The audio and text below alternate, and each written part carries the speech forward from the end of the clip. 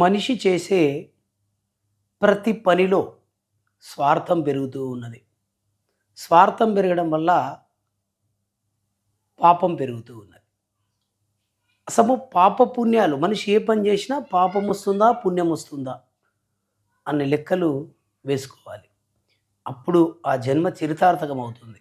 పాప పుణ్యాలను మనం లెక్కలో పెట్టుకొని జీవితాన్ని కొనసాగిస్తూ ఉంటే మన జీవితము చక్కగా ఉంటుంది. మనం ఏ పనైనా సరే ఈ పని చేస్తే పుణ్యం వస్తుంది, ఈ పని చేస్తే పాపం వస్తుంది అనే లెక్క మనకు బాగా తెలిసి ఉండాలి. అప్పుడు మనిషి జన్మ సార్థకమవుతుంది అని.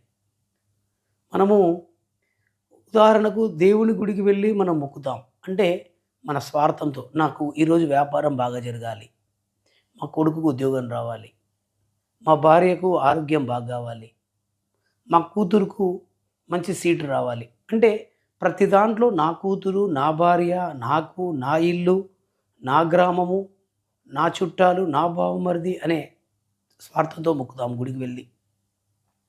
కానీ ఊరందరూ బాగుండాలని ఎవ్వరు మొక్కం. పరోపకారిగా ఉండాలి. తన స్వార్థం ఉండకుండా నిస్వార్థంతో చేసేదాని వల్ల పుణ్యం వస్తుంది. తన మంచి పనైనా కోరుకున్నా సరే తన స్వార్థాన్ని కోరుకుంటే అది పాపం ఎంటర్ అవుతుంది అని మనకు శాస్త్రం. ఉదాహరణకు ఒక అడుక్కునేటటువంటి వాడు వస్తే మనకి దానం చేస్తూ ఉన్నాం. అమ్మా అన్నం పెట్టు, లేదా అమ్మా ఒక 5 రూపాయలు 10 రూపాయలు దానం అడుక్కుంటుంటాడు. అయితే మనము అరే ఇస్తే నాకు పుణ్యం వస్తుందని ఇస్తామనుకో, నాకు పుణ్యం వస్తుందని నువ్వు దానం చేశావో, ఎప్పుడైతే దానం చేశావో దానివల్ల పాపం వస్తుందని ఆధ్యాత్మికంగా లోసూత్రమైనటువంటి శాస్త్రం మనకు చెప్తా ఉంది. నిస్వార్థంతో ఎలాంటి ఫలాన్ని ఆశించకుండా నాకు పుణ్యం రావాలి, నాకు ఏది రాకున్నా పర్వాలేదు, అతడు ఆకలిగా ఉన్నాడు అన్నం పెడుతున్నాను, అతడు అడుగుతున్నాడు ఇస్తున్నాడు, నిస్వార్థంతో వేస్తే తప్పకుండా నీకు పుణ్యం వస్తుందని. మనిషి చూస్తే స్వార్థం. ఒక కుటుంబంలో నలుగురు ఉంటే 4 గ్లాసులు బియ్యం పోసి అన్నం వండుకోవడం. అంటే ఏమాత్రం ఇంత అన్నం కూడా లేకుండా ఒకప్పుడు మనిషి నిస్వార్థంతో ఒకరిద్దరికి వచ్చేటట్టుగా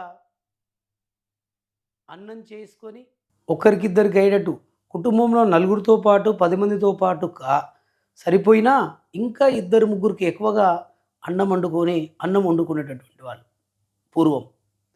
వాళ్ళు తినే ముందు ఇంత అన్నం కుక్కలకు లేదా ఇంత అన్నం పిల్లులకు చేసేటటువంటి వాళ్ళు. పిల్లులకు పాలు పోయడము, ఎవరైనా యాచకుడు వస్తే అన్నం పెట్టడము, ఉదయం పూట ఇంత అన్నం మిగిలితే కుక్కలకు పోయడము ఉంటుంది. అంటే ఎలాంటి స్వార్థం అనేది ఉండకుండా. ఇప్పుడు ఎక్కువైతుందేమో, చల్లాలేమో, పడవేసేయాలేమో అని చెప్పి గ్లాసులతో కులిసి అన్నం వండుతున్నారు. ఇది ఎక్కడి లెక్క? చాలా స్వార్థం పెరిగిపోయింది. ఒక ఇంటి ముందల ఎన్ని కుక్కలు ఉన్నాయి, ఎన్ని పిల్లులు ఉన్నాయి అంటే అంత పుణ్యం చేసుకున్నారని అర్థం. ఒకరింటి ముందల ఏ కుక్క లేదు, ఏ పిల్లి లేదు అంటే అతడు పాపం చేస్తున్నాడని అర్థం. ఏ ఇంటి ముందల మనుషులు కలకలలాడతారు, ఎక్కువ మంది అబ్బా దేవుడు లాంటి వాడు అని అంటారో అక్కడ దాన ధర్మం జరుగుతుందని అర్థం. ఎక్కడ పోయినా మనిషి దాన ధర్మం చేస్తూ ఉండాలి. అలా చేయకుండా ఉండడం వల్ల పాపం పెరుగుతుంది. ఉదాహరణకు మనిషి చేసేటటువంటి పాపము అంటే జీవహింస చేసి మధుమాంసాదులు స్వీకరించడం వల్ల పాపమే పెరుగుతుంది. మేము అంటుంటారు ఒక వ్యక్తులు, నేను మొన్న తిరుపతికి పోయినా, మళ్ళీ 4 రోజుల తర్వాత శ్రీశైలం పోతా, తర్వాత నెల కాశీ పోతా, అయోధ్య పోతా, అన్ని దేవాలయాలు తిరుగుతా అని చెప్తూ ఉంటాడు. అంటే నాకు పుణ్యం రావాలి అని తిరుగుతూ ఉంటాడు. దేవుని దగ్గర తిరిగితే పుణ్యం వస్తుంది అని. నేనేమంటున్నానంటే ఒక్కసారి మీరు చేసినటువంటి పాప పుణ్యాలను ఒక్కసారి మాంసం తింటే 1,000,000 విగ్రహాలకు పూజ చేసిన తులాభారంలో తక్కెడలు ఇట్లా పాపము ఇట్లా పుణ్యము. ఒక్కసారి జీవహింస చేసి ఒక ప్రాణాన్ని చంపి మాంసం తింటే 1,000,000 సార్లు తిరుమలకు పోయినా కూడా తక్కెడ ఇలానే ఉంటుంది కానీ ఇలా లేవదు. అంటే చేసే పాపము చాలా రెట్టింపుగా ఉంది, భారంగా ఉంది. మనము కుక్కలకు దానం చేయము, మనుషులకు దానం చేయము. ఎవరైనా కొట్లాడుతున్నారంటే పోయి మంచి చెప్పి వాళ్ళని సదురుబాటు చేయము. ఒక ఆడపిల్ల వస్తే మనస్ఫూర్తిగా బట్టలు వస్త్రధారణ చేయము. ఏదైనా కార్యక్రమం చేస్తే చుట్టాలు రాకూడదు, వచ్చినా ఎక్కువ వెంటనే వెళ్ళిపోవాలి. ఎప్పుడు సంవత్సరానికి 2 సంవత్సరాలకి ఏ దానం చేయము, ధర్మం చేయము. ఏదైనా చేసినా మా ఇంటి వాళ్ళ వారికి సరిపోయేటట్టుగా ఏర్పాటు చేసుకోవడం. ఎప్పుడు భార్య పిల్లలు అను స్వార్థంతో ఉండేటటువంటి సమాజాన్ని మనం చూస్తున్నాం. మనందరం కూడా అలా చేస్తున్నాం. దీనివల్ల పాపం పెరుగుతుంది. ఒకప్పుడు మనిషి పుణ్యం వైపు నడిచేటటువంటి వాడు.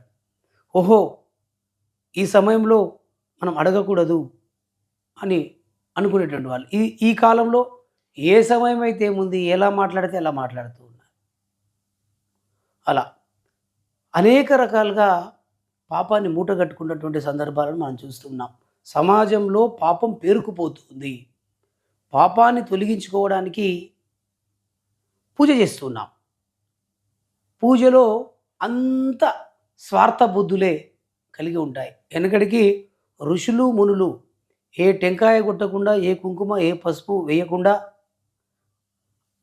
భగవంతునిపై భక్తి మలితే అడవికి వెళ్ళి ఓ చెట్టు కింద సంవత్సరాల తరబడి మరి భగవంతుని మనసులో స్మరణ చేసుకుంటూ భగవంతుని సాక్షాత్కరించుకున్నాడు. భగవంతుని దర్శనం కలిగించుకున్నాడు. ఈరోజు ₹1,00,00,000 పెట్టి పూజ చేసినా పుణ్యాన్ని సంపాదించుకోలేకపోతున్నాడు. పేరు కోసం ఖర్చు పెడుతున్నాడు. అంతే. అంత ఆడంబరమైనటువంటి కార్యక్రమాలు, స్వార్థంతో కూడుకున్నటువంటి కార్యక్రమాలు, చెప్పుకోవడం, చేసిన దాన్ని చెప్పుకోవడం, ఇలా స్వార్థంతో పాపాన్ని మూటగట్టుకోవడము వలన పాపపుణ్యాలు పాపం పెరిగిపోతుంది, పుణ్యం తరిగిపోతుంది. దీనివల్ల తులాభారము అనేది పాపపుణ్యాల తులాభారం మనిషిని లెక్కలోకి తీసుకుంటే చాలా వెనుకబడి ఉన్నాడు. ధర్మరాజు పాపపుణ్యాలను వింటాడు. అయ్యా, నీది ఏం జరిగింది చెప్పండి, మీరేం జరిగింది, మీరిద్దరు కొట్లాడుతున్నారు కదా, మీరు ఏం జరిగింది చెప్పండి అని ఇరు వర్గాల వాదన విని ధర్మాన్ని చెప్పేటటువంటి వాడు ధర్మరాజు. కానీ యమధర్మరాజు, యమ అంటే మిక్కిలి.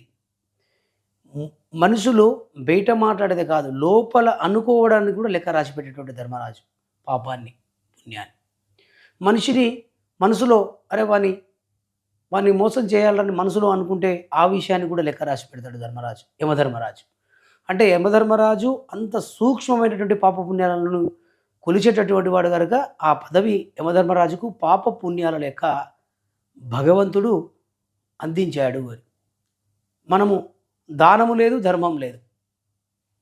ఒకవేళ చేసిన దాంట్లో స్వార్థం, నిస్వార్థంతో ఎప్పుడైతే సర్వే జన సుఖినో భవంతు అని మాటల వరకే కాకుండా అందరినీ మనుషులుగా చూడడము, అంటరానితనాన్ని పాటించకుండా ఉండడము, దానాలు ధర్మాలు ఉండడము, సాటి మనిషిని తను మనిషే ఇతరులు మనిషి అని భావించడము, అనేక రకాల నీతి మాట్లాడడము, సత్యం మాట్లాడడము ఉంటే మనిషికి పుణ్యం పెరుగుతూ ఉంది. అరే, పాపం చేస్తే మళ్ళీ చనిపోయి మళ్ళీ పుట్టాలి, మళ్ళీ పాపం చేయాలి, మరి పాపమే చేయకుంటే భగవంతులో ఐక్యమైపోవాలి, పుణ్యం వస్తుంది అని ఎవరు ఆలోచించడం లేదు. అంత స్వార్థం.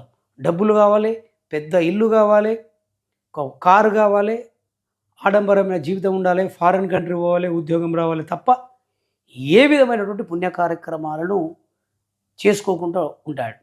ఉదాహరణకు ఒక వ్యక్తి నాకు ₹1,00,000 దొంగతనం చేస్తే ₹1,00,000 దొరికితే స్వామి నీ దగ్గర 100 టెంకాయలు కొడతా అంటే ఇది ఎక్కడి అన్యాయం?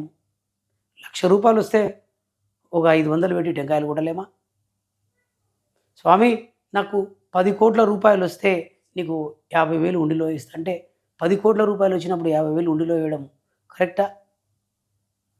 ఒకవేళ నువ్వు దుర్మార్గంగా, దౌర్జన్యంగా, అన్యాయంగా సంపాదించి దొంగతనం చేసుకొని ఒక ₹1,00,000 తీసుకొచ్చి ₹1,000 పెట్టి అదే పైసలతో ₹1,000 పెట్టి గల్లలో దేవునికి వేస్తే భగవంతుడు గుడ్డివాడు, తిక్కలుడు అనుకుంటున్నావా? నువ్వెక్కడైతే ఆ దౌర్జన్యంతో అన్యాయంగా ఆ ₹1,00,000 సంపాదించిన ఎట్లకెళ్ళి సంపాదించినావు అని భగవంతుడు చూడడా? కేవలం తన ముందున్నటువంటి గలలో వేసేదే చూస్తాడా? ఉండిలో. అందుకే మనము ఎక్కడున్నా ధర్మంగా స్వీయ ధర్మాన్ని, స్వీయ ఆచరణను పాటిస్తే స్వార్థాన్ని పక్కన పెట్టి మనము పుణ్యము, పాపము ఏదని తెలుసుకొని సూక్ష్మ బుద్ధితో పుణ్యం పనులు చేసుకుంటూ స్వార్థాన్ని పక్కన పెట్టి అందరినీ సమానంగా చూస్తూ మళ్ళీ జన్మంటూ ఉండకుండా పుణ్యమే దక్కించుకొని భగవంతుడు ఐక్యం పొంది మళ్ళీ జన్మ ఉండకుండా ఉన్న జన్మలోనే పుణ్యం సంపాదించుకొని చరితార్థులు కావాలని